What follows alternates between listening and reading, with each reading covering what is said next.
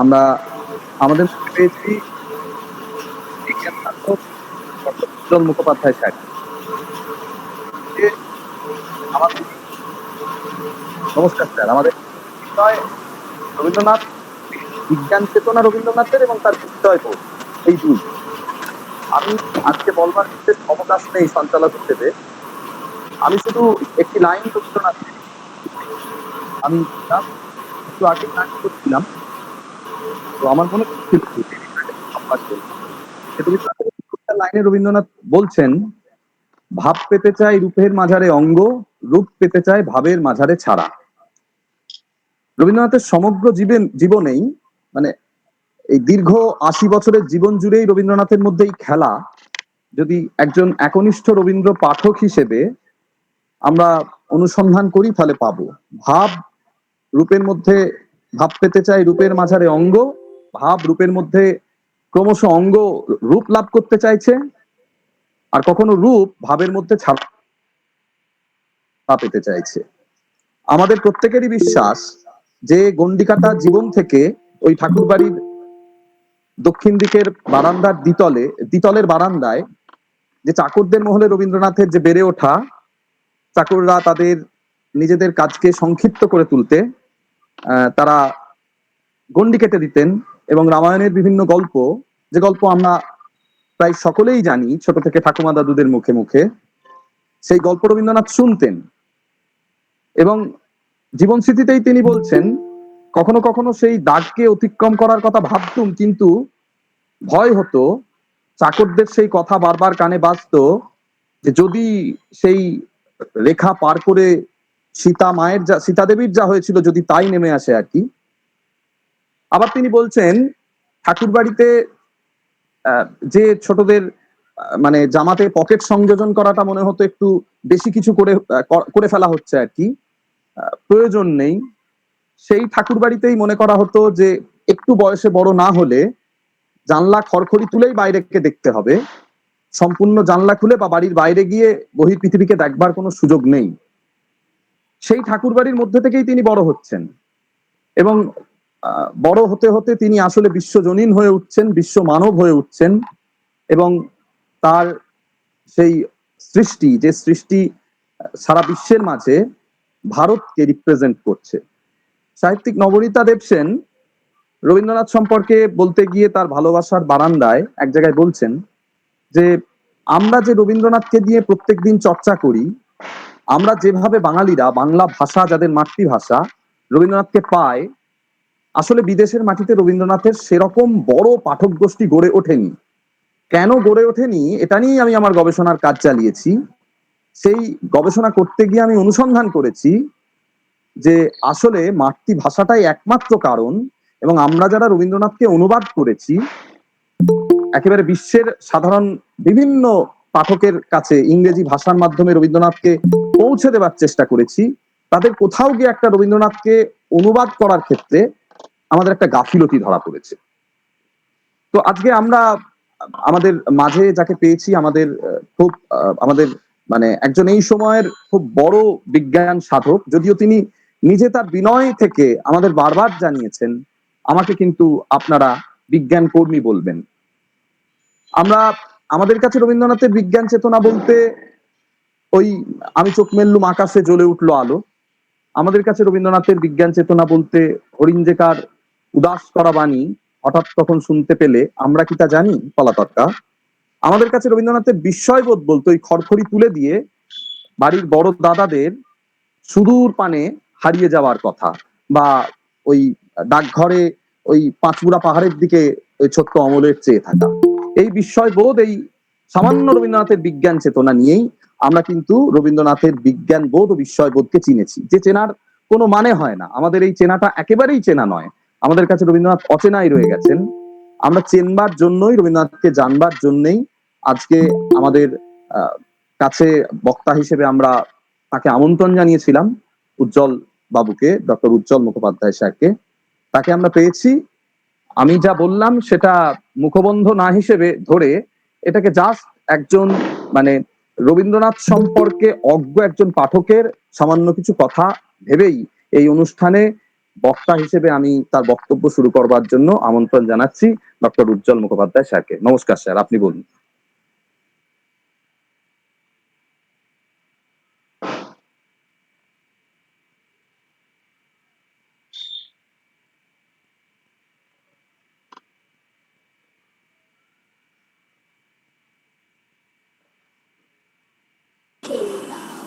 উজ্জ্বল দা unmute করুন, mute আছে। প্রথমেই ক্ষমা চাইছি বিদগ্ধ পণ্ডিত, রবীন্দ্র বিশেষজ্ঞ এবং সাহিত্যের পাঠক পাঠিকা ছাত্রছাত্রীদের কাছে এরকম একটা বিষয়ে বক্তৃতা দেব, দু চারটে কথা বলবো, এই সম্মতিটা জানাবার জন্য। মাফ করবেন, আমি কিন্তু একদমই সাহিত্যের পাঠক নই। সাহিত্যের অঙ্গনে যাতায়াত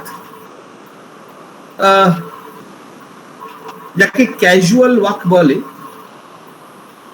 তবে তার বেশিরভাগটাই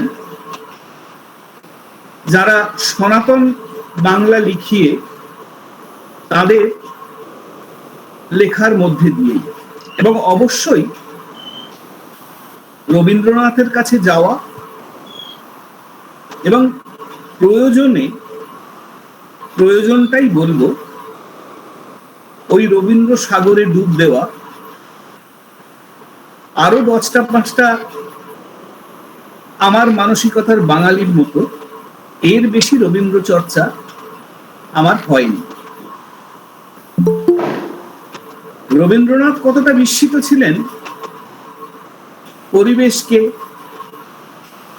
নিয়ে, রবীন্দ্রনাথের বিস্ময়বোধ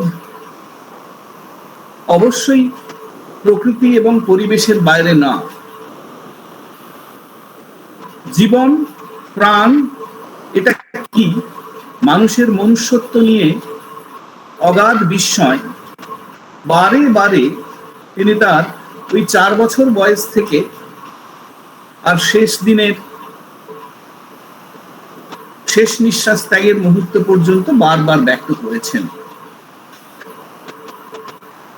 কিন্তু যে বিষয়টা আমরা বেশিরভাগ রবীন্দ্রনাথের পাঠক পাঠিকারা হয়তো খুব প্রত্যক্ষভাবে স্পর্শ করিনি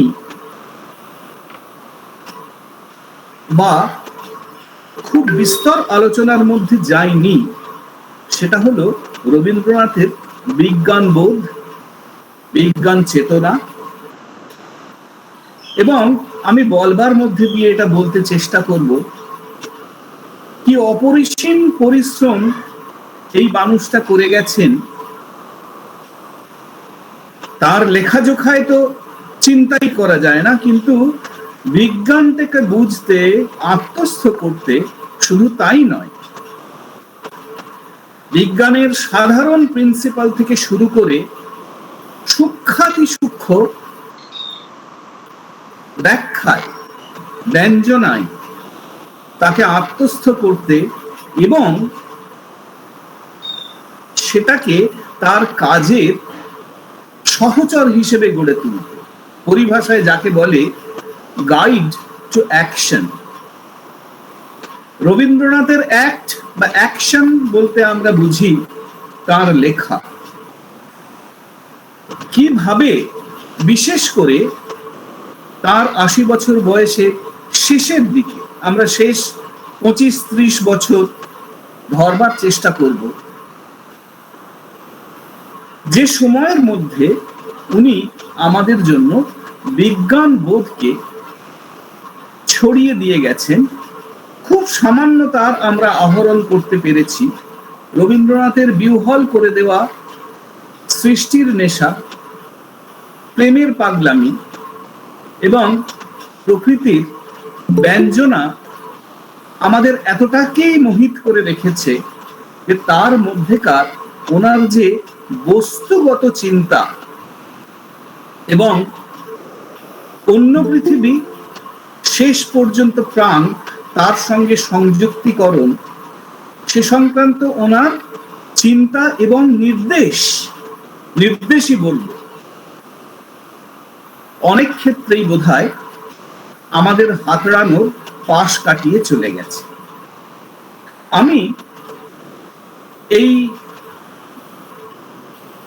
কথাগুলো বলতে শুরু করব রবীন্দ্রনাথের বিস্ময়বোধ এবং বিজ্ঞান চিন্তা বলতে শুরু করব। শুরুতে আমি বিজ্ঞান বিষয়টা কি,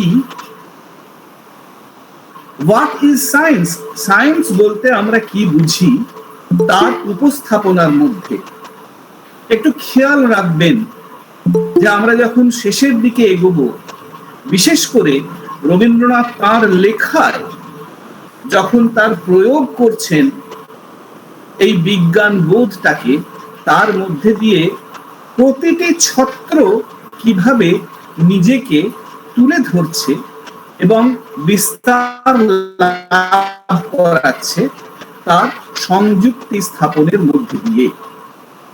দেখুন, বিজ্ঞান বলতে আমরা কি বুঝি, কি ভাবতে পারি। বিজ্ঞান একটা নির্দিষ্ট পদ্ধতির নাম, যে পদ্ধতিতে মানুষ ভাবতে চায়, তার প্রকৃতিকে সে ব্যাখ্যা করতে চায়। তিনটে প্রধান সূত্র যার উপর দাঁড়িয়ে বিজ্ঞান নামক যে দর্শন, সেই দর্শন নিজেকে তৈরি করেছে। তার প্রথমটাকে আমরা বলবো বাস্তবে, পরিভাষাতেই বলা ভালো, principal of uniformity of nature, অর্থাৎ আমার পারিপার্শ্বের মধ্যে যে ঐক্য, সেই ঐক্যের তত্ত্ব। বিষয়টা একটা উদাহরণ দিয়ে বলি। ইউনিফর্মিটি বলতে কি বোঝায়, সেটা হলো যদি কোনো একটা ঘটনা বা কোনো একটা বস্তু আর একটা বস্তুর কারণ হয়। আমি ধরে নিতে পারি ক যদি ক্ষয়ের কারণ হয়, অর্থাৎ খ তৈরি হয়েছে ক এর কারণে, ক আছে বলেই ক্ষয়ের স্থিতি, তাহলে খ দ্বিতীয় যেটা ফাংশন, সে ততক্ষণই থাকবে যতক্ষণ ক বেঁচে থাকবে। এই পারস্পরিকতার সূত্র হচ্ছে আমাদের প্রকৃতি বিজ্ঞানের 1 নম্বর সূত্র। দ্বিতীয় সেটা হচ্ছে নিত্যতার সূত্র, যার উপরে অন্য সকলের অস্তিত্ব নির্ভর করে, তার অস্তিত্ব চিরকালীন। যদি পৃথিবী তার পৃষ্ঠের যা বিন্যাস, সে বিন্যাসের উপরে, পৃথিবী পৃষ্ঠের উপরে যারা যারা আছে যেমন ভাবে বিরাজমান, তাদের অস্তিত্ব নির্ভর করে, তাহলে যার উপরে এরা নির্ভর করছে, যতক্ষণ এরা এই বৈচিত্র্য এবং বিন্যাসে বিরাজ করবে, ততক্ষণ চিরকালীন মানে বিজ্ঞানে কোনো ইনফিনিটির বিষয় নেই, কিন্তু চিরকালীন মানে ওই সময় কালের মধ্যে প্রথম যে যার উপরে নির্ভরশীল, সে বিরাজ করবেই। একটু মনে রাখার চেষ্টা করবেন, রবি ঠাকুরের লেখায় প্রতিটি পদে, প্রতিটি ছত্রে, মানে যেগুলো আমরা যেখানে গিয়ে পৌঁছবো, দেখবেন এই বিষয়গুলোর মূর্ততা পেয়েছে, যা এমনকি আচ্ছা দার্শনিকদের দর্শন কল্পেও সেভাবে ঠাঁই পায়নি। 3 পরিভাষায় বলে প্রিন্সিপাল অফ কজালিটি। ব্রহ্মাণ্ডে এমন কোনো ঘটনা থাকতে পারে না যা কোনো ফলাফলের জন্ম দেয় না। একটা ঘটনা নিশ্চয়ই কোনো একটা ফলাফলকে সূচিত করে এবং আর একটা ঘটনা থেকে উদ্ভূত হয়। স্বয়ংভূ কোনো ঘটনা নয়। যেটা ইঙ্গিত করছে যে বস্তু জগৎ একটা প্রবাহ, এবং এই প্রবাহটা সাইক্লিক, একটা ঘূর্ণ প্রবাহ।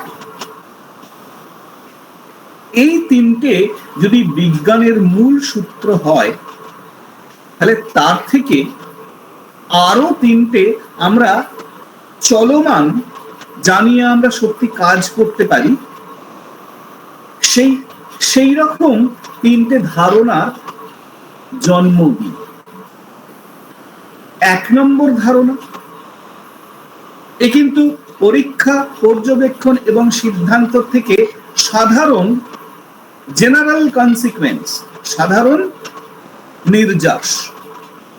বৈপরীত্যে ঐক্য ও বিকাশ। এই পৃথিবীতে যে কোনো বিকাশের পেছনে একটা বৈপরীত্য অবশ্যই কাজ করবে। বৈপরীত্য ছাড়া বিকাশ সম্ভব নয়। আমরা খুব সাধারণভাবে এটা বুঝতে পারি এরম ভাবে যে বিপরীত ধর্মী দুটি শক্তি বা বিপরীত ধর্মী দুটি বিষয়ের মিলন কেবলমাত্র নতুনের জন্ম দেয়। এটা মনুষ্য জন্মে, এটা ইলেকট্রিসিটিতে, পদার্থের জন্মে, সর্বত্রই এর উদাহরণ আমরা দেখতে পাই। 2, গুণ ও পরিমাণের সম্পর্ক। একটু ভালো করে এই বিষয়টা বুঝলে আমরা বোধহয় পৃথিবীটাকেই বুঝতে পারি। ধরে নিন, কল্পনা করুন, আপনারা কোনোদিন একটা বাড়ি দেখেননি। আপনি জন্মেছিলেন একটা দ্বীপে, যেখানে গুহার মধ্যে থেকেছেন, গাছের ফল আহরণ করে খেয়েছেন, বড় হয়েছেন। এমন সময় একদিন আপনি দেখলেন যে সেই দ্বীপের নদীর বালুচরে একটা জাহাজ ভিড়েছে। আপনি জানেন না ওটা কি। সেখান থেকে অনেক মানুষজন নেমে কি সব নামিয়ে দিয়ে চলে গেল। আপনি গিয়ে যেগুলো দেখলেন সেগুলো হচ্ছে কিছু কাঠের টুকরো, কয়েক বস্তা সিমেন্ট, বালি। পরে জেনেছেন এগুলো, তখন জানতেন না। টিন, অ্যালুমিনিয়াম, বাঁশ ইত্যাদি রেখে তারা চলে গেছে। তার পরের দিন তারা আবার এলো এবং এই বস্তু নিচয়কে বিশেষ বিন্যাসে তারা জোড়া দিতে লাগলো। আপনি দূরে জঙ্গলের মধ্যে থেকে দেখলেন অপার বিস্ময়ে যে কি একটা যেন তৈরি হয়ে গেল। তারা আবার সূর্যাস্তের সময় ছেড়ে চলে গেল। তখন আপনি দৌড়ে গিয়ে যেটা দেখলেন সেটা আসলে একটা ঘর। সেই ঘরে একটা জানালা আছে। এই ঘর ভেতরে ঢুকে দেখলেন তার মধ্যে নতুন গুণের উৎপত্তি হয়েছে। বস্তু যখন ছিন্ন ভিন্ন হয়ে বালুকা বেলায় পড়েছিল, তখন তার মধ্যে যে গুণের কোনো উৎপত্তি দেখা যায়নি, তাকে নির্দিষ্টভাবে যখন সমন্বয় করা হলো, তখন সে সূর্যের আলো, বৃষ্টি, বাইরের জন্তু জানোয়ারের আক্রমণ থেকে আপনাকে রক্ষা করতে পারবে। অর্থাৎ সাধারণভাবে বলতে পারি, বস্তু নিচয়কে নির্দিষ্ট পরিমাণে, যদি নির্দিষ্ট পরিমাণে এবং পদ্ধতিতে যদি অ্যাসেম্বল করা যায়, তাহলে সেই অ্যাসেম্বলিটা একটা নতুন গুণের জন্ম দেয়। যে গুণ তাদের যখন তারা বিচ্ছিন্ন, তার মধ্যে তার কোনো রকমের সূত্রপাত আছে বলে ধারণা করা সম্ভব নয়। এটা অন্যরকম ভাবে আমরা ছোটবেলায় পড়েছি। একটা বাচ্চা ছেলেকে বলা হলো একটা বাতাসা দিয়ে যে যা তো তুই গিয়ে রাত্রির বেলা ওই শ্মশানের মধ্যে একটা মরার খুলির মুখে এটা রেখে দিয়ে চলে আসবি, সে কিন্তু পারবে না। কিন্তু 10-12টা স্কুলের ছেলেকে যখন একসাথে পাঠানো হলো, তারা হই হই করতে করতে এ কাজ করে এলো। অর্থাৎ সমষ্টি, এই সমষ্টির মধ্যে যে নতুন প্রপার্টি, গুণ তৈরি হয়, সেটা কিন্তু ইন্ডিভিজুয়ালের মধ্যে থাকে না। এ হলো গুণ ও পরিমাণের সম্পর্ক। বস্তু প্রাণ সব জগতে বারবার এই সূত্রের স্ফুরণ আমরা দেখতে পাই। তৃতীয়, নেতির নেতিকরণ। অর্থাৎ আজকে যাকে আমি বলছি খুব ভালো একটা অবস্থান, খুব ভালো একটা অ্যারেঞ্জমেন্ট, খুব ভালো খাবার বা খুব ভালো নীতি, আগামীকাল তার অভ্যাসের মধ্যে দিয়ে, তাকে বারবার বারবার ব্যবহার করার মধ্যে দিয়ে নতুন সূত্রের উৎপত্তি হয়, নতুন বিষয়ের উদ্ভাবন হয়, যার যে ভিত্তিতে দাঁড়িয়ে আমি এই কাজগুলো করছিলাম তাকে প্রশ্ন করে এবং তাকে নেতিকরণ করে নতুন সূত্রের, নতুন মানে নতুন অস্তিত্বের উদ্ভাবন করে।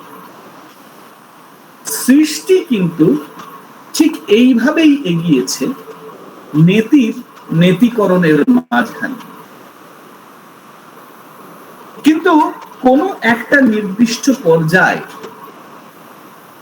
এ ধারণা একেবারেই ভুল, এটা মনে করার কোনো কারণ নেই। আমি একটা উদাহরণ দেব। কোপার্নিকাসের আগে পৃথিবীতে মানুষ কিন্তু চর্চা করত জ্যোতির্বিজ্ঞানের। তাদের প্রধান উদ্দেশ্য ছিল গ্রহ নক্ষত্রের অবস্থান অনুধাবন করে ঋতুকে ধরতে চেষ্টা করা। অর্থাৎ কবে বর্ষা আসবে, কবে শীত আসবে এবং গরমকালটার শুরু কিরকম সময়ে হবে, এইটা তারা অঙ্ক কষত। এবং এই অঙ্ক কষতে গিয়ে অঙ্ক শাস্ত্র কিন্তু খুব উন্নত হয়ে উঠেছিল। যে অঙ্ক আজ আমরা করি, অঙ্কের যে শক্তি নিয়ে আজকে আমরা গণনা করি, প্রায় তার কাছাকাছি। কিন্তু তবুও ঘটনা এবং ওই গ্রহ নক্ষত্রের অবস্থান সংক্রান্ত বা পুনরবস্থান সম্পর্ক তাদের সংক্রান্ত তাদের যে গণনা, সেই গণনায় বেশ ভালো ফারাক পড়ে যাচ্ছে। এই ধারণাগুলো কিন্তু হঠাৎ ঘটনা নয়। কোপার্নিকাস দীর্ঘদিন ধরে জ্যোতির্বিজ্ঞানীরা ভাবছিলেন যে আমার ওই ধারণার ভিতটাকে পাল্টাতে হবে। কোপার্নিকাস অঙ্ক কষে দেখিয়ে দিলেন, লিড করলেন, নেতৃত্ব দিলেন এই নতুন ধারণা। পুরানোটাকে ফেলে দিয়ে পৃথিবীটাকে মাঝখানে বসালেন। একবারেই মনে করা চলবে না কিন্তু যে তার আগে কোনো ঘটনাই ঘটছিল না, কোনো জ্ঞানই ছিল না, মানুষ তারা কিছুই করতে পারছিল না। না, আমরা সত্যকে এইভাবে এক ধারণাকে নেতিকরণ করে নতুন ধারণাকে সামনে এনে সত্যকে ক্রমাগত আমরা সত্যের দিকে ধাবিত হচ্ছে। এই হচ্ছে জ্ঞানের উন্মোচনের, বিজ্ঞানের পদ্ধতির কথা। তাহলে বৈপরীত্যে ঐক্য ও বিকাশ, গুণ ও পরিমাণের সম্পর্ক এবং নেতির নেতিকরণ, ব্যবহারিক প্রয়োগ, আর তার আগে তিনটে প্রিন্সিপালের কথা বলেছি। আমরা চেষ্টা করব বারবার রবীন্দ্রনাথে এসে উপনীত হতে, যে কিভাবে তিনি এই সম্পূর্ণ ধারণা একদম নির্যাসটা নিজের মধ্যে নিয়েছিলেন এবং তাকে বারবার প্রয়োগ করে গেছে। আমরা আর একটা কথা বলেন, সেটাও বারবার রবি ঠাকুরের নানান লেখায় নানান ব্যঞ্জনায় প্রতিভাত হয়েছে। সেও আর এক বিজ্ঞানের সূত্র বা বিজ্ঞান আলোচনার থেকে প্রাপ্ত আমাদের আমাদের বস্তু জগৎ সম্পর্কে ধারণা। সেটা হচ্ছে যে একটা এফেক্ট, একটা ঘটনার যে ঘটার পর যেটা থাকে আমাদের কাছে, তার পরিণাম, সেই পরিণাম সেই ঘটনার কারণটাকে অপোজ করে, বিপরীত মানে বিপরীত দিকে ঠেলে। খুব সাধারণ, স্বাভাবিক। আমাদের যে কোনো, আমরা ভীষণ খিদে পেয়েছি, তাহলে খিদে পাওয়াটা হচ্ছে কারণ, যার ফলে আমি খাই, এবং যত আমি খেতে থাকি তত এই যে পরিণতিটা, সে প্রথম কারণটাকে অপোজ করে। Effect opposes the cause. এটা কিন্তু প্রতি ক্ষেত্রেই এটা ধ্রুব। যদি জলের তলে তফাৎ থাকে, একটা জায়গায় জল উঁচু আর একটা জায়গায় জল নিচু, উঁচু থেকে নিচুর দিকে জল গড়াবে, যত জল গড়াবে তত দুটো তল সমান হবে, এবং তত এই যে কারণটা, যে কারণে প্রবাহ হচ্ছিল, সেই কারণটাকে, এই ঘটনাটা উল্টো দিকে নিয়ে যাবে এবং কারণটাকে অপোজ করবে। এটাও বিজ্ঞানের একটা অমোঘ পদ্ধতির পরিণতি। প্রতিটি মানে বিজ্ঞানের পদ্ধতি এই প্রিন্সিপাল গুলো দিয়ে যখন আমরা বস্তু জগৎকে ব্যাখ্যা করি, তখনই আমরা বলি যে হ্যাঁ, এটা তাহলে একটা বৈজ্ঞানিক পদ্ধতি হলো বটে। আমরা রবীন্দ্রনাথের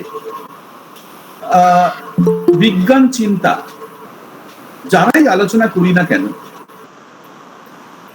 তারা কয়েকটা বিষয়ে প্রথম গিয়ে হামলে পড়ি। তার এক, রবীন্দ্রনাথের সাথে অ্যালবার্ট আইনস্টাইনের কথোপকথন, সময়কালটা চিন্তা করি।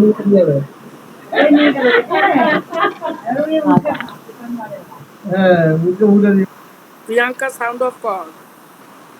কিছু বলবেন? না না না না, উজ্জ্বলদা বলুন। হয়তো আনমিউট ফট করে হয়ে গেছে, বলুন। রবীন্দ্রনাথের সঙ্গে অ্যালবার্ট আইনস্টাইনের দেখা হয়েছিল মোট 6 বার। সময়কালটা মোটামুটি ভাবে 1920 থেকে 30 সালের মধ্যে। তার মধ্যে 1930-এ উনি জার্মানিতে অ্যালবার্ট আইনস্টাইনের বাড়িতে যান, সম্ভবত সেখানে বোধহয় 1-2 রাত থেকেও ছিলেন, এবং সেখানে তাদের যা কথোপকথন, তার নির্যাস নানান রকম ভাবে পাই। একজন তার বঙ্গানুবাদও করেছিলেন। আমি তার থেকে কিছু আলাপ আলোচনা একটু উদ্ধৃতি দেব। আইনস্টাইন বলছেন, বিশ্ব ব্রহ্মাণ্ডের প্রকৃতি নিয়ে দুটো সম্পূর্ণ আলাদা ধারণা রয়েছে। একটা ধারণা বলে বিশ্ব হলো ঐক্য সংগতি, যা মনুষ্যত্বের উপর নির্ভর করে আছে। অন্য মতে বিশ্ব হলো এমন এক বাস্তবতা যা মানব সম্পদ নিরপেক্ষ, স্বাধীন। বস্তু এবং ভাব, বস্তুবাদ এবং ভাববাদ, এই দুটো উত্থাপন করলেন। একটা ধারণা বলে বিশ্ব হলো ঐক্য সংগতি, যা মনুষ্যত্বের উপর নির্ভর করে আছে। মনুষ্যত্ব আছে বলেই বিশ্ব আছে। অন্য মতে বিশ্ব হলো এমন এক বাস্তবতা যা মানব সম্পদ নিরপেক্ষ এবং স্বাধীন। রবীন্দ্রনাথ বললেন, এই বিশ্ব তো মানুষের পৃথিবী।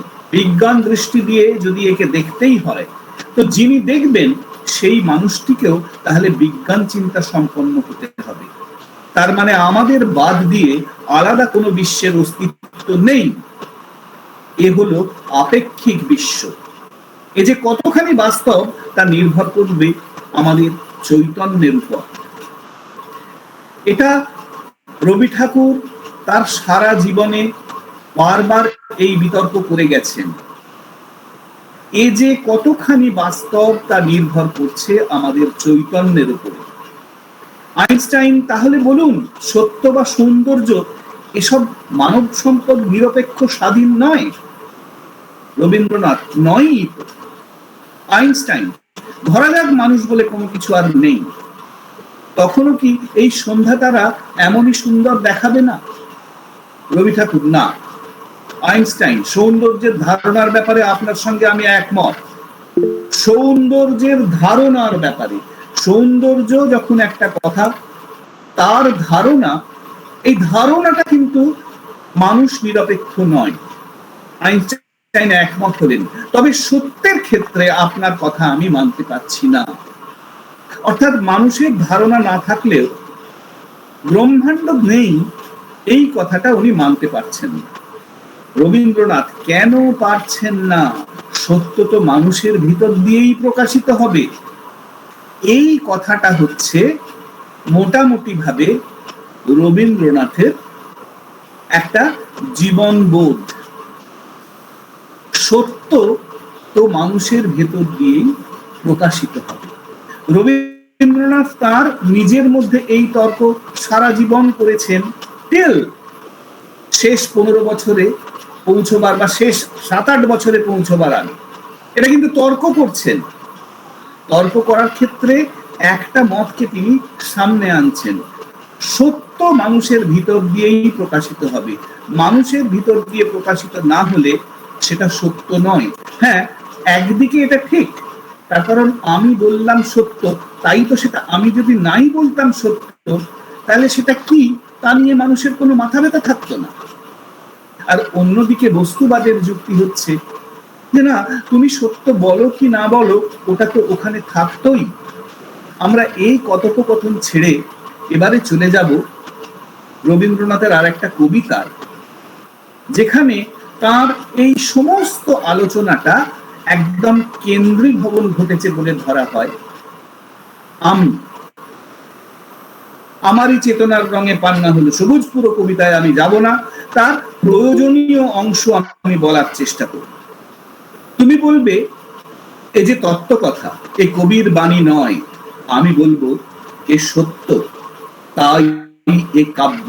দেখুন, রবীন্দ্রনাথের ধারণা, এটা উনি অনেক জায়গায় বলেছেন যে কাব্য কি, যা সত্য তাই কাব্য।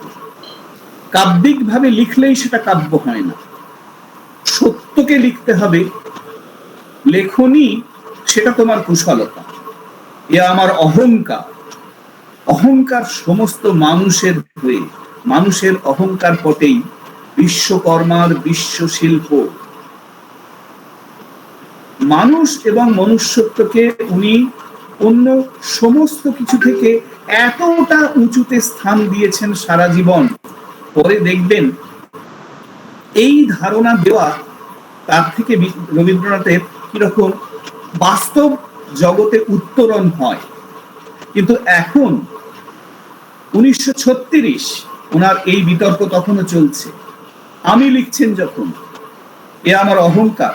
অহংকার সমস্ত মানুষের হয়ে, মানুষের অহংকার পটেই বিশ্বকর্মার বিশ্বশিল্প। একদম কবিতার শেষের দিকে লিখছেন, যখন আলোচনা করছেন ঠিক আইনস্টাইনের ওই কথাটা ধরে যে মানুষ যদি না থাকে তাহলে কি তুমি অস্বীকার করতে পারবো? উনি বলছেন সেদিন, যেদিন মানুষ থাকবে না, সেদিন কবিত্বহীন বিধাতা একা রবেন বসে নীলিমাহীন আকাশে, ব্যক্তিত্ব হারা অস্তিত্বের গণিত তত্ত্ব নিয়ে। তখন বিরাট বিশ্বভুবনে ব্যক্তিত্ব হারা অস্তিত্বের গণিত তত্ত্ব নিয়ে।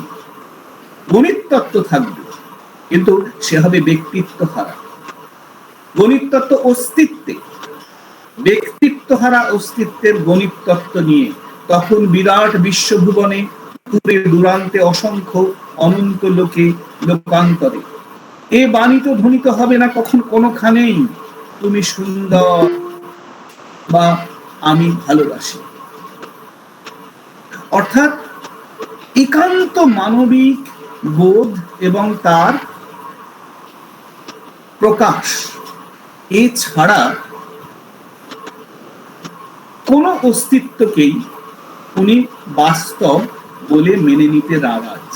বাদ বাকি সবকিছু ব্যক্তিত্ব হারা অস্তিত্বের গণিত তত্ত্ব। অর্থাৎ উনি মানছেন যে সবকিছুই থাকবে, পৃথিবীটাও থাকবে, কিন্তু জলটা যে নীল, জলটাকে নীল বলবার লোক থাকবে না, সুতরাং সে নীল না কালো এ নিয়ে কারোর কোনো মাথা ব্যথা থাকবে না। এইটা হচ্ছে রবীন্দ্রনাথের বিশ্ববিখ্যাত বিশ্ব দর্শন। এই জায়গায় উনি কিন্তু ক্রমান্বয়ে নিজের মধ্যে এই বিতর্ক করে চলেছেন, এবং এই জায়গা থেকে ওনার উত্তরণ হল যখন 1937-এ আমরা মোটামুটি দুটো লেখাকে এই আজকের আলোচনায় উত্থাপন করি। একটা রবীন্দ্রনাথের বিশ্ব পরিচয়,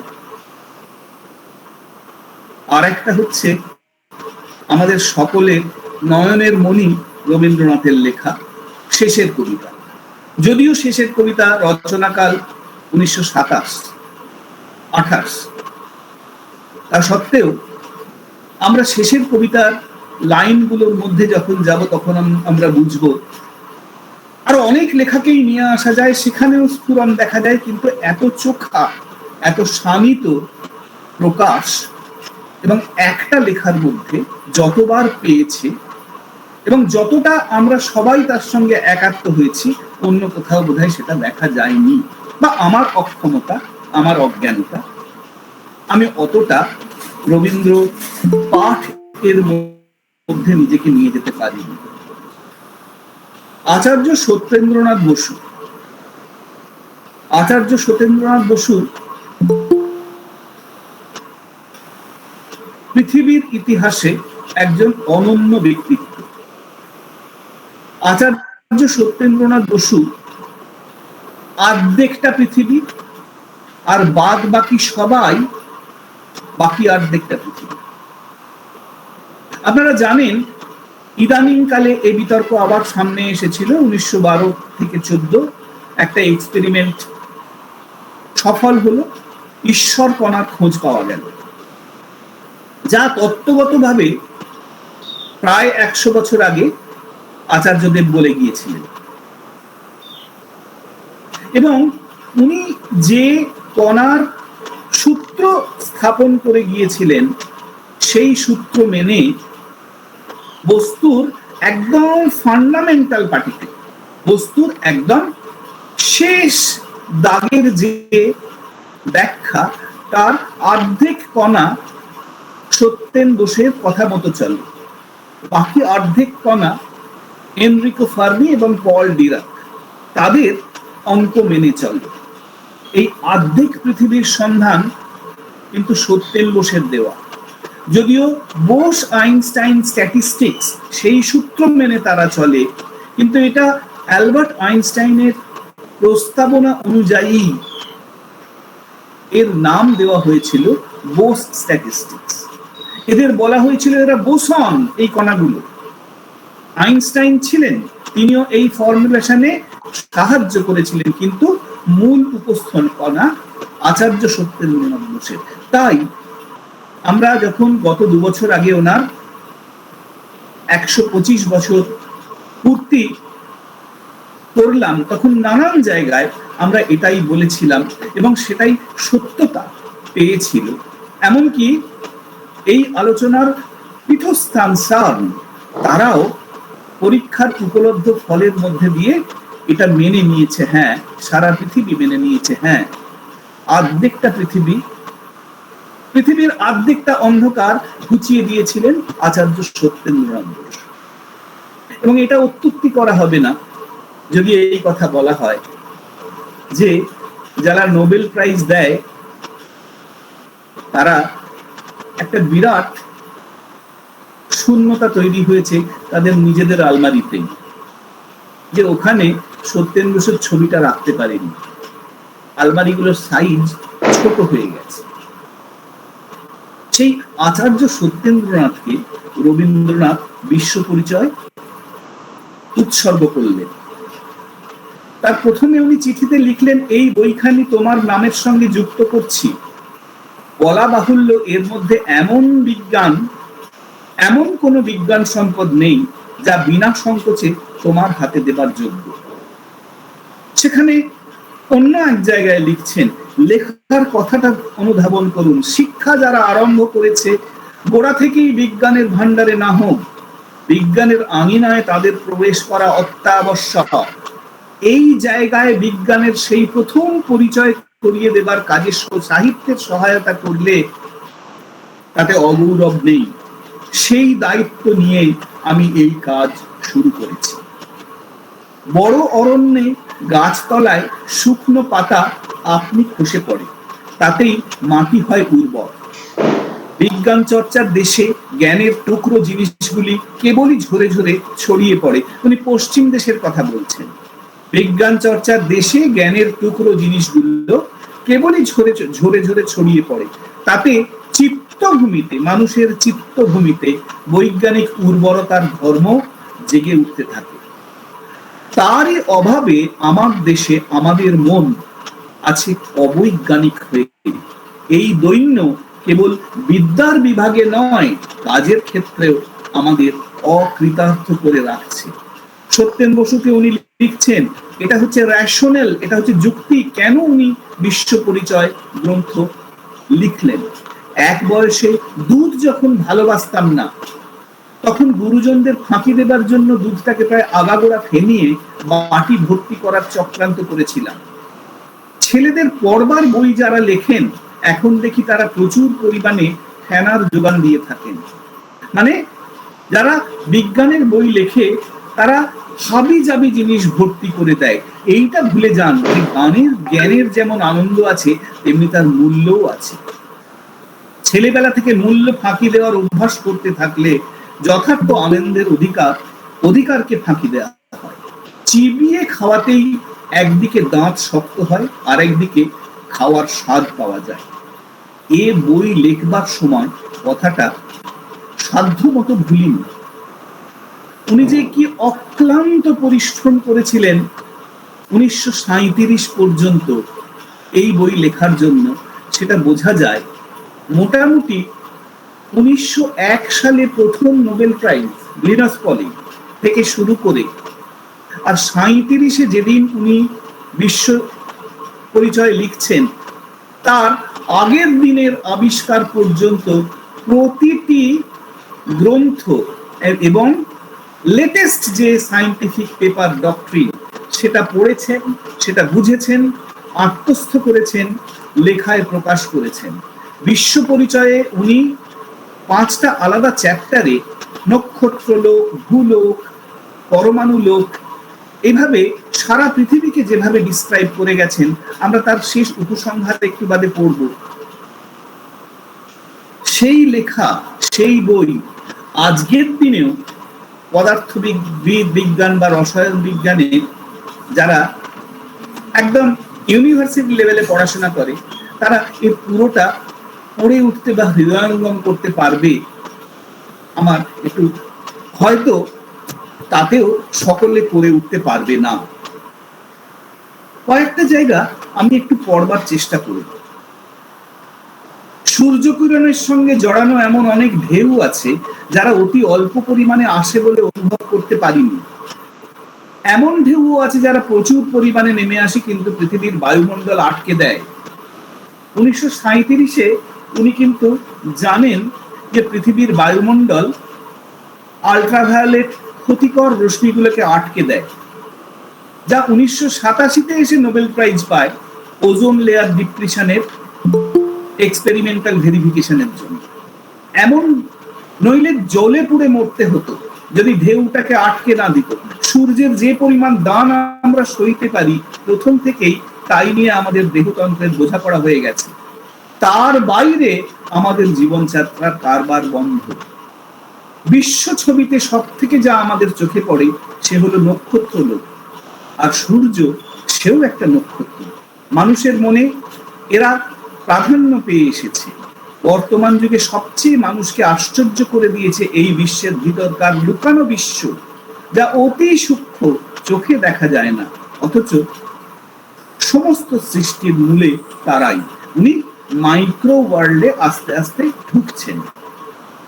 আজকাল ইলেকট্রিসিটি শব্দটা খুব চলতি, গায়ে লাগলে সাংঘাতিক হয়ে ওঠে। ইলেকট্রিসিটি যদি গায়ে লাগে,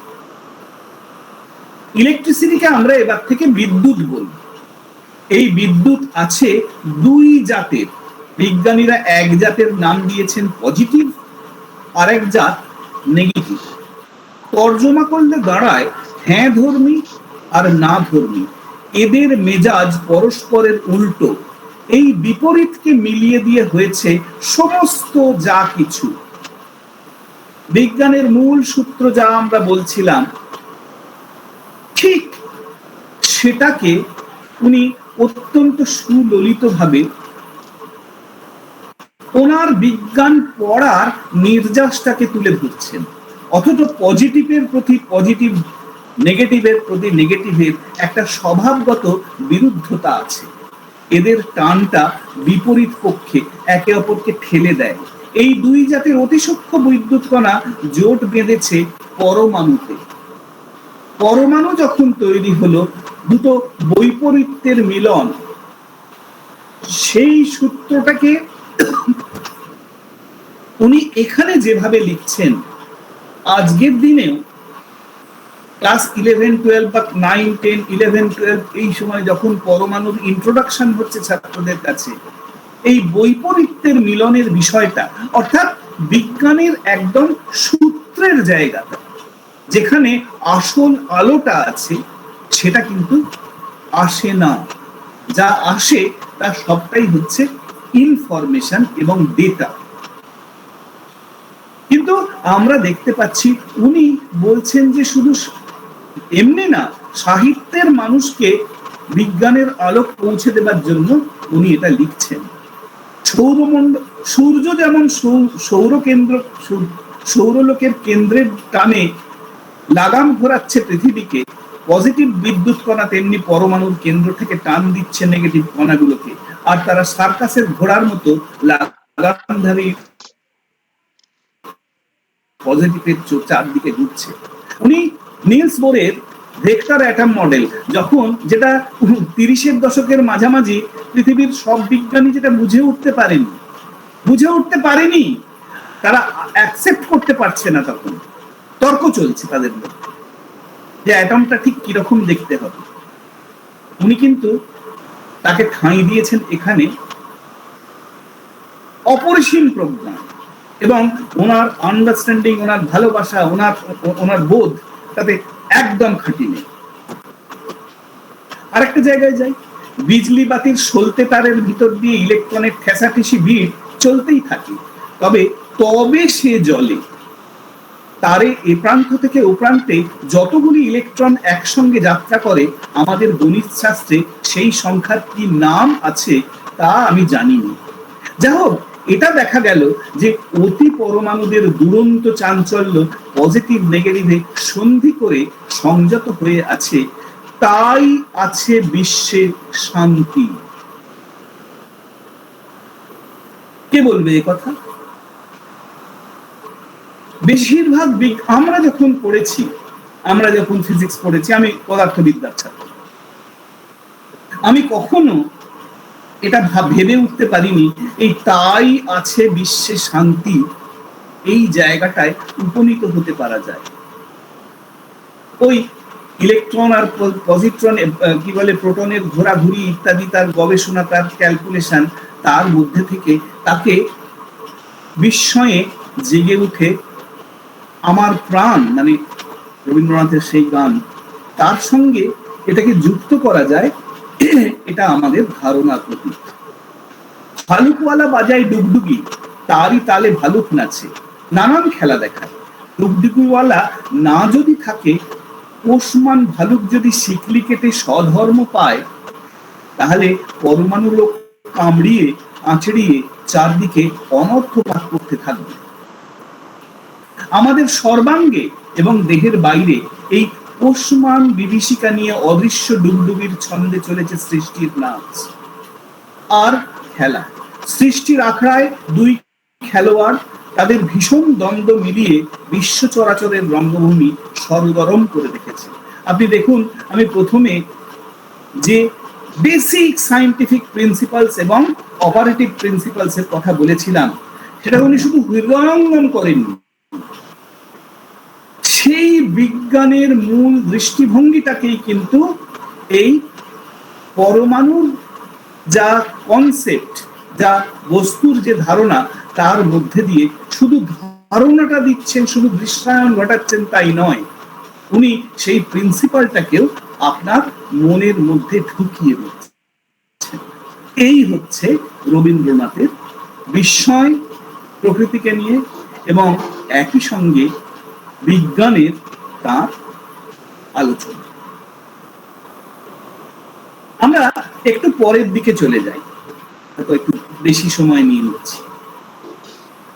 একটা জায়গায় উনি লিখছেন, আধুনিক ইতিহাস থেকে এর আরেকটু আগে দেখা যায় ইউরেনিয়াম ধাতু বহন করছে 91টা প্রোটন এবং 146টা নিউট্রন।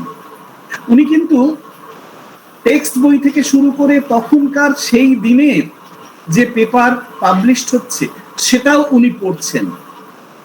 এত বেশি ভিড় সে সামলাতে পারে না, একথা সত্য। ইউরেনিয়াম ভেঙে যায়, রেডিও অ্যাক্টিভ, ক্ষণে ক্ষণে সে তার কেন্দ্র ভান্ডার থেকে বৈদ্যুতিন কণা হালকা করতে থাকে। আর কিছু পরিমাণ কমলে সে রূপ নেয় রেডিয়ামে, আরো কমলে হয় পোলোনিয়াম, অবশেষে সীসের রূপ ধারণ করে স্থিতি পায়।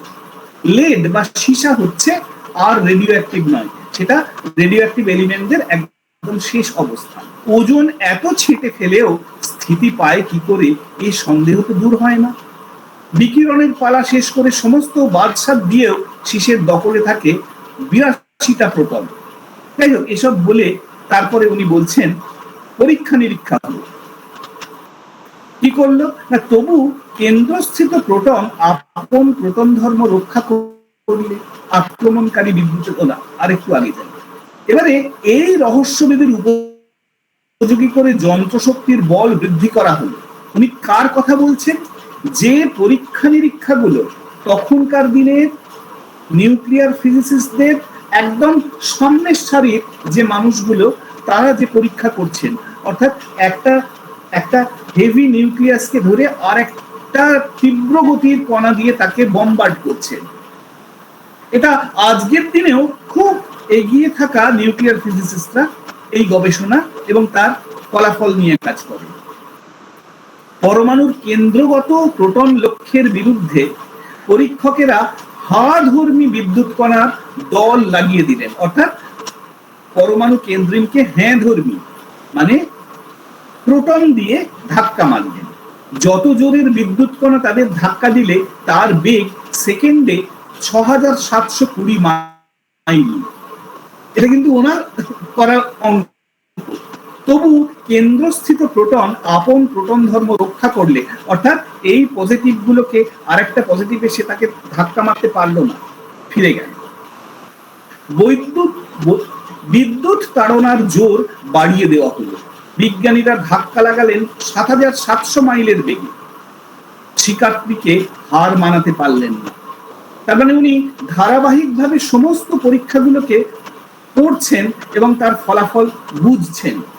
অবশেষে 8200 মাইলের তাড়া খেয়ে বিরুদ্ধ শক্তি নরম হবার লক্ষণ দেখালে। এই যে পর্যায়টার কথা বলেছেন, এই পর্যায়টা প্রায় 7 থেকে 8 বছর ধরে চলেছিল।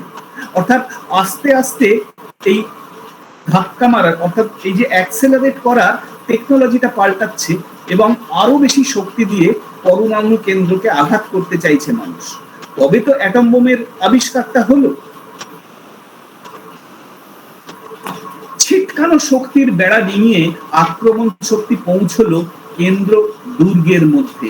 দেখা গেল দুটি সমধর্মী বিদ্যুৎ কণা যত কাছে গিয়ে পৌঁছলো, তাদের ঠেলাঠেলি প্রায় চুকে সে হচ্ছে 1 ইঞ্চির বহু কোটি ভাগ ঘেঁষাঘেঁষি খুব কাছাকাছি গিয়ে পড়লো। তাহলে ধরে নিতে হবে ওই নৈকট্যের মধ্যে প্রোটনদের পরস্পর ঠেলে ফেলার শক্তি যত, তার চেয়ে প্রভূত বড় একটা শক্তি আছে, টেনে রাখবার শক্তি। অর্থাৎ মানুষ তখন এইটা বুঝতে শুরু করেছে যে দুটো পজিটিভ, দুটো প্রোটন, তারা যদি পরস্পরকে ঠেলে সরিয়ে দেয়, তাহলে পরমাণু কেন্দ্রে ওই 82টা প্রোটন শিশের পরমাণু কেন্দ্রে কি করে একসঙ্গে রয়েছে। তার মানে খুব নিকট যখন হয়ে যাবে তখন তাদের ওই প্রপার্টিটা আর এক্সিস্ট করবে না। আমরা প্রথম দিকে বিজ্ঞানের যে সূত্রগুলো বলছিলাম, গুণ এবং পরিমাণের সূত্র, যখন সংখ্যায় যথেষ্ট হবে এবং একই সমধর্মী পজিটিভ দুজনেই তারা যখন যথেষ্ট নিকট হয়ে পড়বে, খুব কষ্ট করে চেপে যদি তাদের কাছাকাছি আনা যায়, তাহলে কিন্তু ওই পজিটিভ যে পজিটিভকে রিপেল করবে, সরিয়ে দেবে, সেই ধর্মটা পদার্থের মধ্যে আর থাকবে না, সেটা পাল্টে যাবে। তাহলে ধরে নিতে হবে ওই নৈকট্যের মধ্যে প্রোটনদের পরস্পর ঠেলে ফেলার শক্তি যত, তার চেয়ে প্রভূত বড় একটা শক্তি আছে, টেনে রাখার শক্তি। ওই শক্তি পরমাণু মহলে প্রোটনকে যেমন টানে, তেমনি নিউট্রনকেও টানে। অর্থাৎ বিদ্যুতের চার্জ যার আছে আর যার নেই, উভয়ের পরেই তার সমান প্রভাব। এইখানে মানুষের তখন ধারণা আস্তে আস্তে খুলছে যে এটা শুধু চার্জের উপর ডিপেন্ড করে না। এখান থেকেই সূত্রগুলো আসছে। তার মানে মাস বা ভর, সে কিন্তু বস্তুর আরো ফান্ডামেন্টাল, আরো মৌলিক চরিত্র, প্রপার্টি, যেটা আজকেও মানুষ জেনে উঠতে পারেনি। তখন এই আলোচনাটা চলছে, রবি ঠাকুর সেখানে পৌঁছে গেছেন। পরমাণু কেন্দ্রবাসী এই অতি প্রবল আকর্ষণ শক্তি সমস্ত বিশ্বকে রেখেছে বেঁধে। এই লাইনটা বলবার সঙ্গে সঙ্গে আমরা বুঝতে পারবো যে 32, 33, 34 এই সময় ধরে স্যার অ্যালবার্ট আইনস্টাইন যে জেনারেল থিওরি অফ রিলেটিভিটি তত্ত্ব আবিষ্কার করেছেন, স্পেশাল রিলেটিভিটি না, সেটা অন্য জায়গায় আসবে, জেনারেল থিওরি অফ রিলেটিভিটি, যা আজকের দিনেও আচ্ছা আচ্ছা পদার্থবিদের মাথার উপর দিয়ে চলে যায়, তার নির্যাস পরমাণু কেন্দ্রবাসী এই অতি প্রবল আকর্ষণ শক্তি পর্যন্ত ঠিক আছে, সমস্ত বিশ্বকে বেঁধে রেখেছে। এই কথাটা যদি GTR general theory of relativity কেউ হৃদয়ঙ্গম না করতে পারে, লিখে উঠতে পারে না। পরমাণুর মধ্যেকার ঘরোয়া বিবাদ মিটিয়েছে যে শাসন, সেই শাসনেই বিশ্বে বিরাজ করে শান্তি। আধুনিক ইতিহাস থেকে এর উপমা সংগ্রহ করে নেওয়া যাক। দেখুন, উনি কিন্তু এটাকে ওখানেই থেমে থাকলেন না, উনি এক্সটেন্ড করছেন এই প্রিন্সিপালটাকে সাধারণ প্রিন্সিপাল হিসেবে। চীন রিপাবলিকের 37-এ লিখছেন, চীন রিপাবলিকের শান্তি নষ্ট করে কতকগুলি একাধিপত্য লোলুপ জাঁদরেল পরস্পর লড়াই করে দেশটাকে ছারখার করে দিচ্ছিল। রাষ্ট্রের কেন্দ্রস্থলে এই বিরুদ্ধ দলের চেয়ে প্রবলতর শক্তি যদি থাকতো, তাহলে শাসনের কাজে এদের সকলকে এক করে রাষ্ট্রশক্তিকে বলিষ্ঠ ও নিরাপদ করে রাখা সহজ হতো। পরমাণুর রাষ্ট্রতন্ত্রে সেই বড় শক্তি আছে, সকল শক্তি উপরে তার ঠাঁই। তাই যারা স্বভাবত মেলে না, তারাও মিলে বিশ্বের শান্তি রক্ষা। যারা স্বভাবত মেলে না, তারা মিলেও বিশ্বের শান্তি রক্ষা হচ্ছে। এর থেকে দেখতে পাচ্ছি বিশ্বের শান্তি পদার্থটি ভালো মানুষই শান্তি নয়, যত সব দুরন্তদের মিলিয়ে নিয়ে তবেই একটা প্রবল মিল হয়েছে। শেষ কথাটা রবি ঠাকুর ছাড়া কে লিখবে? যারা স্বতন্ত্রভাবে সর্বনেশে, তারাই মিলিতভাবে সৃষ্টির বাহন। অর্থাৎ যখন এরা সেগ্রিগেটেড, তখন তাদের মধ্যে যে প্রপার্টিটা নেই, যে গুণটা নেই, যখন মিলিতভাবে তারাই কিন্তু সৃষ্টির বাহন। এটা বিজ্ঞানের, দর্শনের একবারে শেষ পর্যায়ের বোঝাপড়া। যারা স্বতন্ত্রভাবে সর্বনেশে, তারা মিলিতভাবে সৃষ্টির বাহন। বিজ্ঞানীরাও ধরতে পারেন না, ছুঁতে পারেন না এই কথাটা। রবি ঠাকুর পারলেন তো বটেই, এবং তারপরে আরো বোমা আছে। একদম শেষকালে, বিশ্ব পরিচয়ের শেষকালে উনি লিখছেন, আদিকালে পৃথিবীতে জীবনের কোনো চিহ্ন ছিল না, এবার উনি প্রাণে এসেছেন। বস্তু, পরমাণু, পরমাণু, বিশ্ব ব্রহ্মাণ্ড, পৃথিবীর শুরু থেকে প্রায় 150 কোটি বছর যখন পার হলো, তখন অশান্ত আদি যুগের মাথা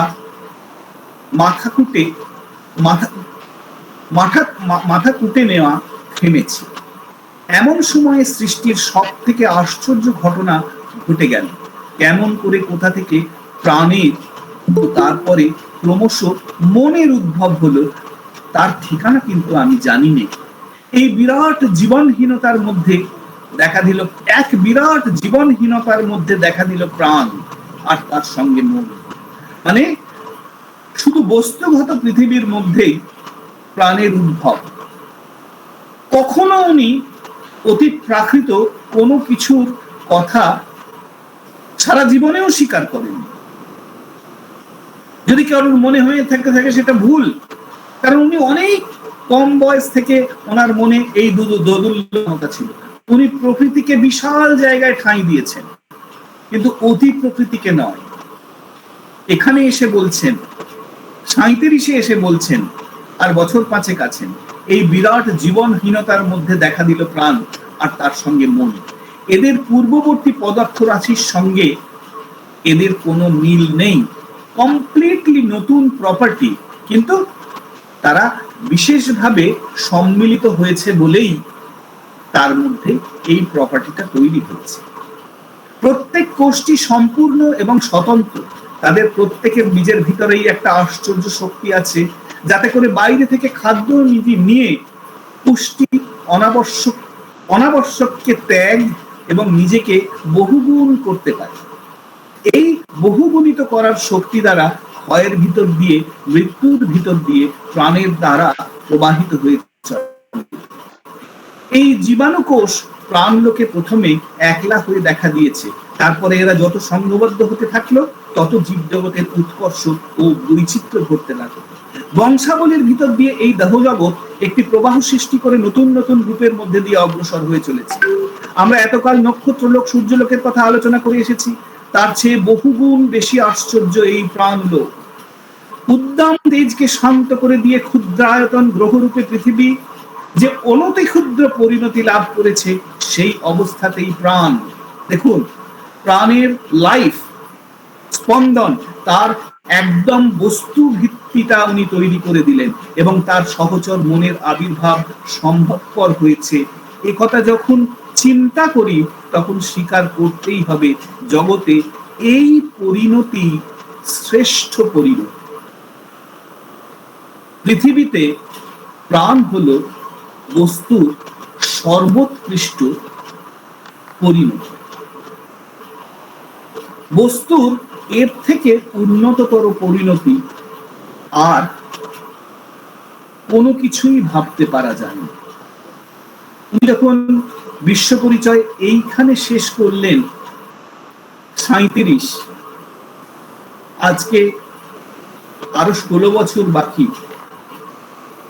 একটু হিসেব করে দেখবেন, একটু এক্সচেঞ্জ করে দেখবেন, আজকের কজন শিক্ষক, ছাত্র বা গবেষক মানতে পারবে কথাটাকে? উদ্দাম তেজকে শান্ত করে দিয়ে ক্ষুদ্রায়তন গ্রহরূপে পৃথিবী যে অনতি ক্ষুদ্র পরিণতি লাভ করেছে, সেই অবস্থাতেই প্রাণ এবং তার সহচর মনের আবির্ভাব সম্ভবপর হয়েছে।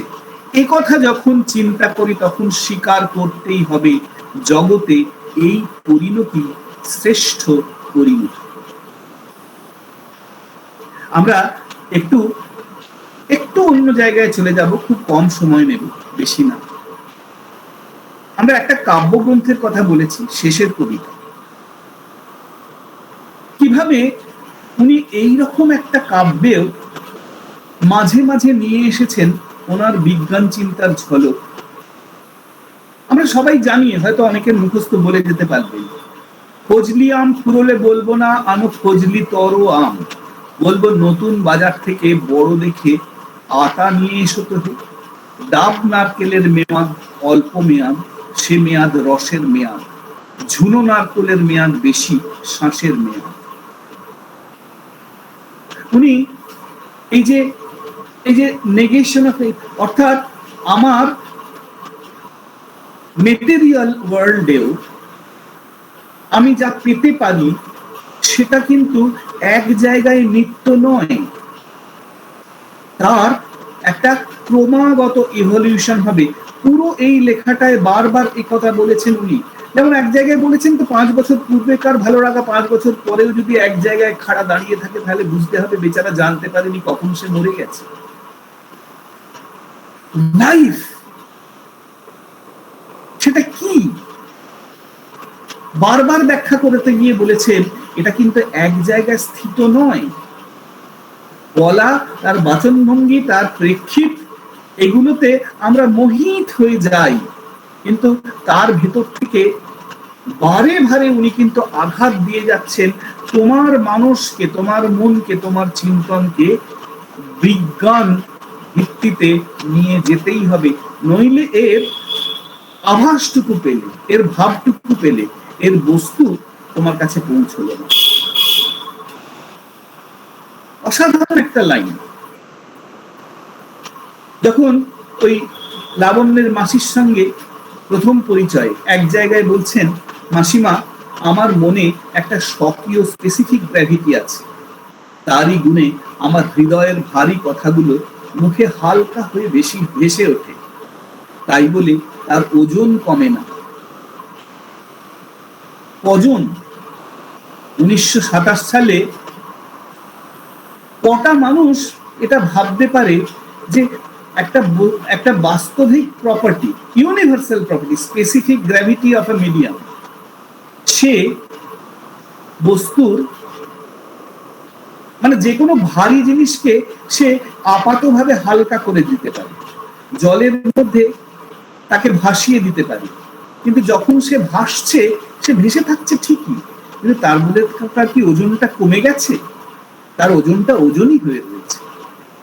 অন্য আরেকটা ম্যাক্রোস্কোপিক প্রপার্টি, যে প্রপার্টিটা একটা মাধ্যম এবং আরেকটা জাহাজ, জল এবং জাহাজ, তাদের মধ্যে আন্তর মানে ইন্টারপ্লে বা সেটাকে স্ফুরণ করে, তার মানে ব্যাপ্তিটা আমরা ওখানে বুঝতে পারি। তাহলে জাহাজের ওজন কি শূন্য হয়ে গেছে? তাই বলে তার ওজন কমে না। অর্থাৎ আমি যেভাবে বলি তাতে করে মনে হয় এগুলো খুব হাসির কথা, কিন্তু এই কথার গূঢ়তা, এই কথার মানে, সে কথার মানে এবং গভীরতা তা কিন্তু একটু এদিক ওদিক হয়। উনি একটা একদম বস্তু বিজ্ঞানের টেক্সট বুক থেকে তুলে আনা ধারণাকে উনি কাব্যে ঠাঁই দিচ্ছেন। এই ঠাঁই দেওয়াটা কতটা সাবলীল ভাবে দিচ্ছেন তার পেছনে গেলে বোঝা যায় আমরা যেটা আলোচনা করছি, রবীন্দ্রনাথের বিজ্ঞান ভিক্ষা এবং বিজ্ঞান চিন্তা কতটা হৃদয়ঙ্গম উনি করতে পেরেছিলেন। প্রত্যেকটি পদার্থবিদ্যা থেকে শুরু করে দর্শন, অঙ্কশাস্ত্রের প্রত্যেকটা প্রিন্সিপালকে এই লেখার মধ্যে থেকে সেইটা আমরা বুঝতে পারি, এবং পারি বলেই আমি শেষের কবিতাকে নিয়ে এসেছি। এক জায়গায় যখন লাবণ্য অমিতকে অ্যানালিসিস করছে, অমিতের মুখে উনি বসিয়ে দিচ্ছেন, কি আশ্চর্য করেই তুমি আমার চরিত্রের ব্যাখ্যা করেছো, তা নিয়ে কথা কাটাকাটি করবো না, কিন্তু একটা জায়গায় তোমার ভুল আছে। মানুষের চরিত্র জিনিসটা চলে, ঘরপোষা অবস্থায় তার একরকম শিকলি বাঁধা স্থাবর পরিচয়।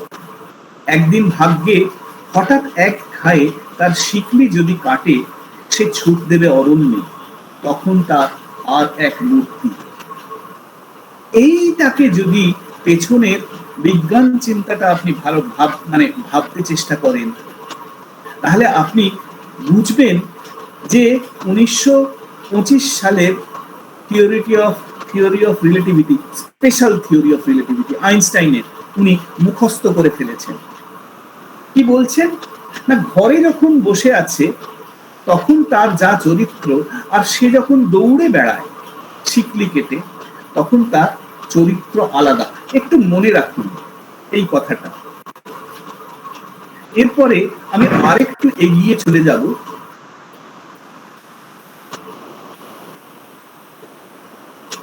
আরেকটা কথায়, সেটা হলো, দাঁড়ান,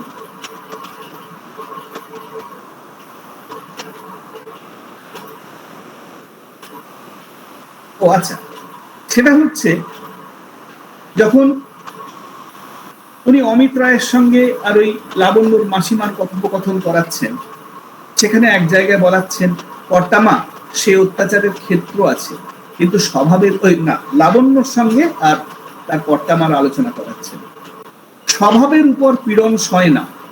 সাহিত্যে ভালোবাসার যত বই পড়লেন ততই একটা কথা বারবার মনে হয়েছে, ভালোবাসার ট্র্যাজেডি ঘটে সেখানে যেখানে পরস্পরকে স্বতন্ত্র জেনে মানুষ সন্তুষ্ট থাকতে পারেনি, নিজের ইচ্ছেকে অন্যের ইচ্ছে করার জন্য যেখানে জুলুম, যেখানে মনে করি আপন মনের মতো করে বদলিয়ে অন্যকে সৃষ্টি করব। দেখুন, এর আগের স্টেটমেন্ট এবং এই স্টেটমেন্ট এরা একই জায়গায় মিলছে, বিজ্ঞানের সেই একই প্রিন্সিপালে মিলছে। অর্থাৎ থিওরি অফ রিলেটিভিটিতে, স্পেশাল থিওরি অফ রিলেটিভিটিতে আইনস্টাইন বলে দিলেন যে কোনো একটা বস্তু সে যখন গতিশীল তখন তার ভর সেটা বাড়তে থাকে, এবং সে যখন এই আলোর কাছাকাছি গতিতে ছুটবে তখন তার ভর কিন্তু ইনফিনিটি। এটা মাপতে হবে, এই ভরটাকে মাপবে কে? এটা ভরটাকে মাপতে হবে যে স্টেশনারি, সেই স্টেশনারি জায়গায় দাঁড়িয়ে একটা ভরকে সে আলোর গতিবেগের কাছাকাছি গতিবেগে ছুটছে, যদি আমি মাপতে পারি, এটা মাপা যায়, এই এক্সপেরিমেন্ট করা যায়, করে দেখা যাবে যে তার যে ভর, সেই ভরটা আস্তে আস্তে আস্তে আস্তে বাড়তে থাকে।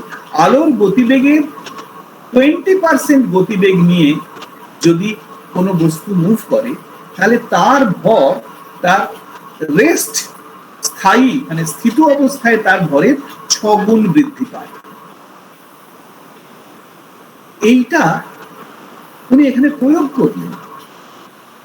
যখন স্থির তখন তার যা প্রপার্টি, যখন সে গতিশীল তার কিন্তু অন্য মুক্তি।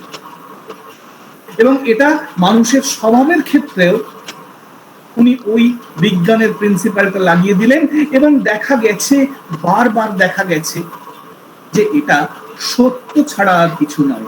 এ শুধু বস্তু জগতের নীতি তা নয়, বস্তু জগতের এই নীতির প্রতিফলন শুধু মানুষের আচারে ব্যবহারে, তার মননে নয়, তার ক্লাস্টারের মধ্যে অর্থাৎ সমষ্টিতেও এই প্রিন্সিপাল একই রকম ভাবে খাটে। তার থেকেও বড় কথা হচ্ছে, আমরা তো দর্শন আলোচনা করছি না বা পলিটিক্যাল সায়েন্স না, আমরা রবীন্দ্রনাথের বিজ্ঞান, মিথ্যা বিজ্ঞান চিন্তার কথা বলছি। আসি অসাধারণ দুটি স্টেটমেন্ট।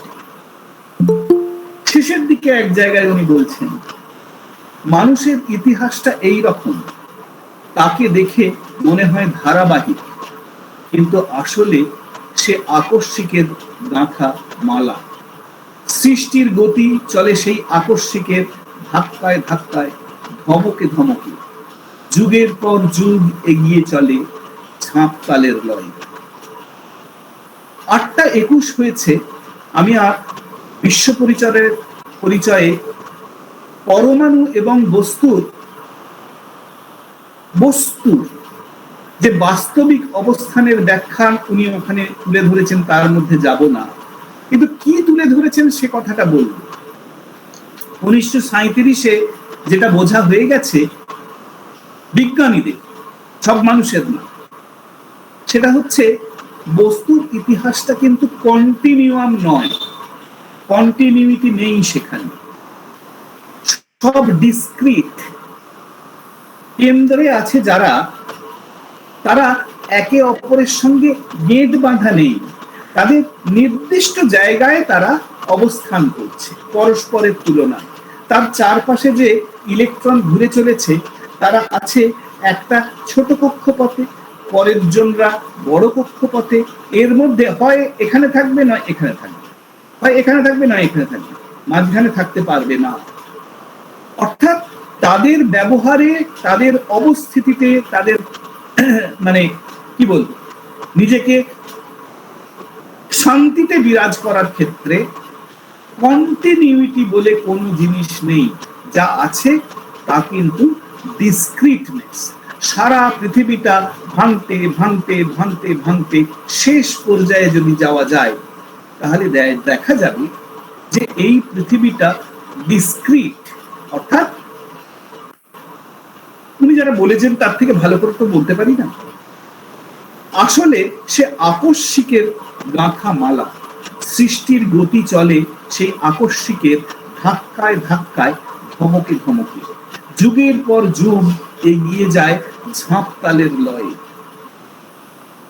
বস্তুর একদম শেষ পর্যায়ের যে ব্যাখ্যা, যে চিত্রায়ন, যেটা কোয়ান্টাম মেকানিক্যাল মডেলের মধ্যে দিয়ে 30-এর দশকে বিজ্ঞানীদের কাছে পরিষ্কার হচ্ছে। সব এক্সপেরিমেন্ট তো কখনো কখনো তৈরি করা হয়নি। হঠাৎ করে অমিত রায়ের মুখ দিয়ে রবি ঠাকুর কিন্তু বলিয়ে দিলেন, অসাধারণ ভাবে আমরা পড়ে এসেছি, কখনো ভাবিনি।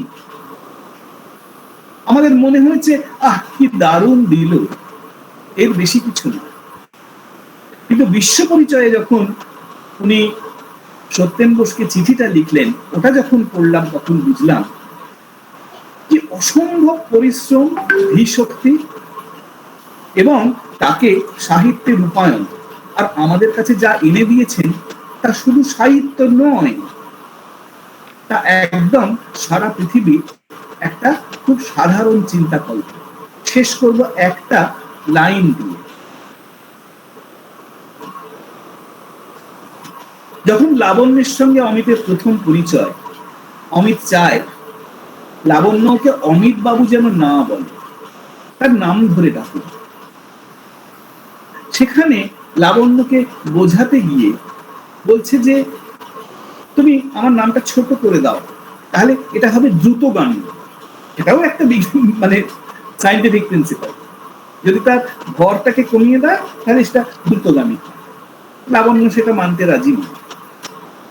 তখন এক জায়গায় আন্ডার প্রেস লাবণ্য বলেছে না না, এসবের সময় লাগবে, এত তাড়াতাড়ি হবে। উনি অমিতকে দিয়ে বলালেন সময়টা সকলের সমান লাগা উচিত নয়। এক ঘড়ি বলে কোনো পদার্থ ত্রিভুবনে নেই, আছে ট্যাগ ঘড়ি। ট্যাগ অনুসারে তার চাল, আইনস্টাইনের অন্তত তাই মত। শুনুন, এক ট্যাগ ঘড়ি বলে কোনো, এক ঘড়ি বলে কোনো পদার্থ নেই, অর্থাৎ ক্লক, টাইম, টাইমটা ইউনিভার্সাল নয়। যা আছে তার নাম ট্যাগ ঘড়ি। সত্যি ট্যাগ ঘড়ি তো আছে, ট্যাগ অনুসারে তার চাল, অর্থাৎ যার ট্যাগে আছে সেই ট্যাগে অনুযায়ী সে সময় দেবে। আইনস্টাইনের এই মত। কি করে বললেন এই কথাটা? কারণ আইনস্টাইন তখন সবে জিপিআর এ দেখাচ্ছেন, জেনারেল থিওরি অফ রিলেটিভিটিতে দেখাচ্ছেন যে যদি একটা বস্তু স্থির থাকে তাহলে সেই স্থির বস্তুটা দুটো, সেই স্থির জগতে দুটো ঘটনার মধ্যে সময়ের যে অন্তর, সময় তো দুটো ঘটনার অন্তর। আমি এখানে ছিলাম, এখান থেকে এখানে এলাম, যে সময়ের অন্তর, ডিফারেন্স ছাড়া কিন্তু কোনো টাইম এক্সিস্ট করে না পৃথিবী, ভাবা যায় না। তাহলে দুটো ঘটনার এই যে অন্তর, স্থির বস্তুতে যা চলমান বস্তুতে, অল্প চলমানে বোঝা যায় না, যখন খুব হাই অর্থাৎ লাইটের ভেলোসিটির দিকে যখন আমি অ্যাপ্রোচ করছি তখন চলমান বস্তুতে সেই একই টাইম অর্থাৎ দুটো ঘটনার, এক আইডেন্টিক্যাল ঘটনার যে তফাৎ, এই তফাৎ দুটো আলাদা হয়ে যায়। আমি যদি এখান থেকে বসে দেখি যে দুটো ঘটনা এখানে ঘটালাম, সেই দুটো ঘটনার যে তফাৎ আমি এখানে মাপতে পারি, এটা চলমান বস্তুতে সেই দুটো ঘটনার তফাৎ অনেক ডাইলেটেড হয়ে যাবে। Time gets dilated with velocity. Mass বেড়ে যান ভেলোসিটির সঙ্গে সঙ্গে। এটা শুধু উনি বোঝেননি, এটা রপ্ত করেছেন, হৃদয়ঙ্গম করেছেন আর বলিয়ে দিয়েছেন। ট্যাঙ্ক ঘড়িয়াছি, ট্যাঙ্ক অনুসারে তাই চান। আইনস্টাইনের অন্তত এই মত, এই কথাটাও উনি বলে দিয়ে বুঝিয়ে দিলেন যে হো, তোমরা বুঝতে পারলে না পারলে আমি জানি না, আমি কিন্তু রিলেটিভিটিটা বুঝেছি। এই রবীন্দ্রনাথের বিজ্ঞান চিন্তা এবং ওনার আশ্চর্য হয়ে যাওয়া, অর্থাৎ ওনার বিস্মিত হয়ে যাওয়া পৃথিবীটাকে নিয়ে। এটা যদি ক্রমাগত একটা মানুষকে তাড়া না করে বেড়ায়, তাহলে এই ধারণার কাছাকাছি একটা মানুষ পৌঁছতে পারে না। আর পারে না এই রকম ধরনের বিজ্ঞান সাহিত্য তৈরি করতে। আমি ওনার বেশিরভাগ লেখা, বিশেষ করে চিঠিপত্রের অনেক জায়গায় এবং এই ধরনের ক্লাসিক যে গ্রন্থগুলো, তার আনাচে কানাচে দেখেছি ওনার এই বিজ্ঞান ব্যাখ্যা এবং বিজ্ঞান চিন্তা তার স্ফুরণ, যেটা আর কোন সাহিত্যিকে, মানে ট্রান্স গ্লোব পৃথিবীর আর কোন সাহিত্যিকে কাছ থেকে পাওয়া যায় কিনা এটা বলবার মতো জায়গায় আমি নেই, সম্ভবত পাওয়া যায় না। শেষ করলাম, নমস্কার। স্যারকে অসংখ্য ধন্যবাদ। স্যার বলার পর আমাদের আর সত্যিই কিছু বলাটা একেবারেই মানানসই হয়ে ওঠে না, আর কিছু বলবার মতো সেই পাণ্ডিত্যও আমাদের নেই। স্যার রবীন্দ্রনাথের বিজ্ঞান চেতনা, রবীন্দ্রনাথের বিস্ময়বোধ সম্পর্কে যা বললেন, তবে সেই দীর্ঘ আলোচনা, তথ্যবহুল আলোচনা, এটা এত কম সময়ে আমিও সবটা নিতে পারিনি। আমাকেও এই স্যারের বক্তব্য বেশ কয়েকবার, 2-3 বার শুনতে হবে। তবে এটুকু বুঝতে পেরেছি যে রবীন্দ্রনাথের বিজ্ঞান বোধ রবীন্দ্র পাঠক হিসেবে, বাংলা ভাষা ও সাহিত্যের সাধারণ গবেষক ও পাঠক হিসেবে আমাদের আরো যতখানি মনোসংযোগ করে এ বিষয়ে অনুসন্ধানী হওয়া উচিত ছিল, আমরা এতকাল তাতে আমাদের যথেষ্ট খামতি রয়ে গেছে। আমি স্যারকে অসংখ্য ধন্যবাদ দেব সাহিত্য বাসরের পক্ষে, এবং এই আশা রাখবো আগামী দিনে রবীন্দ্রনাথের বিজ্ঞান চেতনার উপর যদি আবারও আমাদের মনে হয় যে স্যারকে আমন্ত্রণ করতে হবে, স্যার যদি সময় দেন, আমরা রবীন্দ্রনাথ কিভাবে তার কবিতায় এই বিজ্ঞান চেতনা স্পষ্ট করেছেন সেই বিষয়ে স্যারকে আমরা আবারও আমন্ত্রণ জানাবো, স্যার যদি সেই সুযোগ আমাদের দেন। আমি রবীন্দ্রনাথের গান থেকে দুটো, স্যার মাইক্রোফোনটা। না না, সুযোগ দেওয়ার বিষয় নয়, মানে রবি ঠাকুরের 2-1 ছত্র যদি পড়ে থাকি, এটা বোধহয় ওনার নির্দেশ। সুতরাং আপনারা যতবার যেখানে বলবেন, আমি যতটুকু পারি অবশ্যই আপনাদের সঙ্গে থাকবো। একদম স্যার।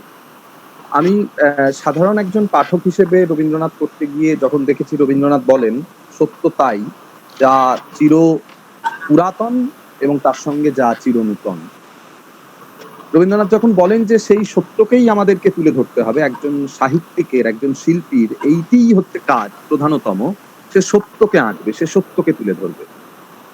এবং সত্য সম্পর্কে তিনি বলতে গিয়ে বলেন যা চির পুরাতন হয়েও চির নূতন তাই সত্য। রবীন্দ্রনাথ যখন তার গানে বলেন যে আকাশ ভরা সূর্য তারা, বিশ্ব ভরা প্রাণ, তাহারই মাঝখানে আমি পেয়েছি মোর স্থান, এই সকলের মাঝে আমার এই কিঞ্চিত উপস্থিতি তাকে এতটা আনন্দ দিতে পারতো, এতটা বিস্মিত করতে পারতো। আমরা তো প্রায় ভুলেই যাই আমাদের এই ক্ষণিকের অস্তিত্ব নিয়েই আমরা আজকে অনেক বেশি দামি হয়ে উঠেছি। এই ক্ষণিকের অস্তিত্বকে আমরা মজা দিতে দিতে দিতে নিজেকে তাড়িয়ে উপভোগ করতে করতে নিজের পিঠ নিজে চাপড়াতে চাপড়াতে আমরা সেই সত্যভ্রষ্ট হয়ে যাচ্ছি। যাক, রবীন্দ্রনাথের এই বিজ্ঞান চেতনা এবং তার এই বিস্ময় বোধ আমাদের জীবন এবং আমাদের জীবন দর্শন সম্পর্কে জিজ্ঞাসা করে তুলুক, এবং রবীন্দ্রনাথ পড়তে, রবীন্দ্রনাথকে নতুন করে জানতে আমাদের আরো বেশি সাহায্য করুক। স্যারকে অসংখ্য ধন্যবাদ, আন্তরিক প্রণাম জানিয়ে এবং এই অনুষ্ঠানে আমি দেখেছি যে আমাদের বর্ধমান বিশ্ববিদ্যালয়ের বাংলা বিভাগের প্রাক্তন বিভাগীয় প্রধান অধ্যাপক ডক্টর সঙ্গীতা সান্যাল ম্যাডাম উপস্থিত হয়েছেন এবং উপস্থিত হয়েছেন ডক্টর অনিন্দিতা বন্দ্যোপাধ্যায় ম্যাডাম। আমাদের খুবই কাছের এবং আমরা যথেষ্টই তাদের স্নেহের ছাত্রছাত্রী। আমরা খুবই গর্বিত তাদেরকে কাছে পেয়ে। আমি স্যারকে পুনরায় তাদের পক্ষ থেকেও শুভেচ্ছা জানাচ্ছি, জানিয়ে আজকের অনুষ্ঠান শেষ করছি। এরপর যদি কারো কিছু বলার থাকে 2 মিনিট হাতে রয়েছে, আপনারা স্যারকে কিছু বলতে পারেন, স্যারের সঙ্গে কমিউনিকেশন করতে পারেন, তারপর আমরা বেরিয়ে যাব।